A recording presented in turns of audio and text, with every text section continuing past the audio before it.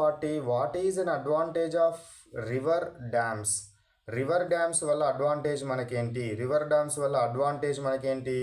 They help in water storage, flood control, hydro electric power generation. దీనికోసం వాటర్ని store చేసుకోవడం కోసము, ఫ్లడ్స్ని కంట్రోల్ చేయడం కోసము, హైడ్రో ఎలక్ట్రిక్ పవర్ని జనరేట్ చేయడం కోసము, కరెంటును జనరేట్ చేయడం కోసం మనకు ఈ డ్యామ్స్ అనేది యూజ్ అవ్వడం జరుగుతుంది. డ్యామ్స్ అనేటివి యూజ్ అవుతాయి.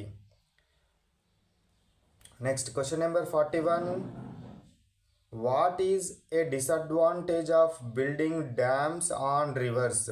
సో డ్యామ్స్ ఆన్ రివర్స్ పైన మనము డ్యామ్స్ కట్టడం వల్ల ఏదైనా డిసడ్వాంటేజ్ ఉందా అంటే, దే కెన్ డిస్ట్రప్ట్ ఎకోసిస్టమ్ని డిస్ట్రప్ట్ చేస్తుంది. అదేవిధంగా డిస్ప్లేసెస్ అస్ పీపుల్, ఆ ప్రాంతంలో ఉన్న పీపుల్ అంతా ఆ ప్రాంతాన్ని వదిలిపెట్టి వెళ్ళిపోవడము జరుగుతుంది.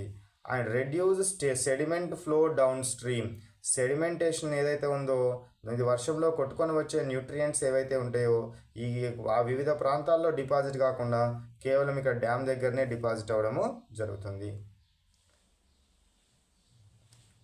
Next, what are riparian zones? Riparian zones అంటే ఏంటివి? The vegetated areas along river banks.